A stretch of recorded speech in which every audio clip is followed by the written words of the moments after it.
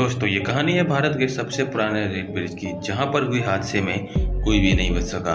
दोस्तों ये रेल मार्ग पूरी तरह से समुद्र से ढका हुआ है। दोस्तों आप लोगों ने कहीं ना कहीं पाम्बन ब्रिज का नाम तो सुना ही होगा।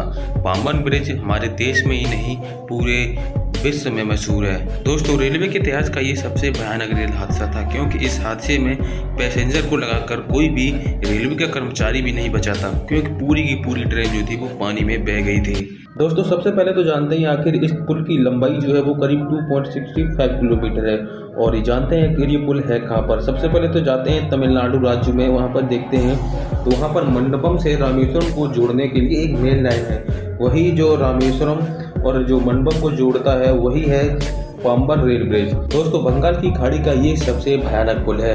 दोस्तों ये बात है 1964 की, जब अरब अंडमान में तूफान आया हुआ था, और उस समय जो तूफान की स्थिति बहुत ज़्यादा खराब थी, और वहीं पर तमिलनाडु राज्य से मंडपम के लिए रामेश्वरम के लिए एक ट्रेन मीटर गेज ट्रेन निकलती है, जिसका नंबर था 964। उस समय समुद्र में बहुत ही तेजी से तूफान आया हुआ था।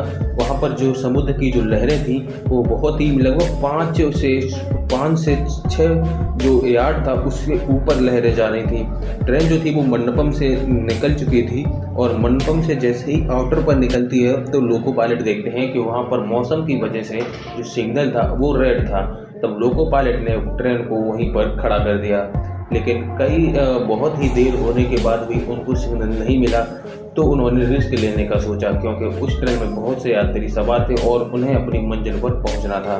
तो लोको पायलट जी ने रिस्क लेते हुए ट्रेन को आगे की तरफ बढ़ा दिया, और ट्रेन जो थी वो धीरे धीरे पाम्बन ब्रिज की तरफ बढ़ने लगी। अब ट्रेन जैसे ही पाम्बन ब्रिज पर पहुंचती है तो लोको पायलट जो है वो धीरे धीरे ट्रेन को आगे की तरफ बढ़ा रहे थे, लेकिन तभी अचानक एक ऐसा समुद्र में एक ऐसी लहर आती है जो पूरी की पूरी ट्रेन को अपने साथ ही बहाकर ले जाती है। दोस्तों रेलवे के स्टाफ सहित इस हादसे में करीब 1200 लोगों ने अपनी जानें गंवा दी, और यहाँ तक इस जो ट्रेन समुद्र में चली गई वहाँ तक इसका कोई भी सुराग नहीं मिला कि आखिर वो ट्रेन गई तो गई कहाँ। उसके बाद धनुषकोडी रेलवे स्टेशन को पूरी तरीक़े से अनफिट बताकर बंद कर दिया गया।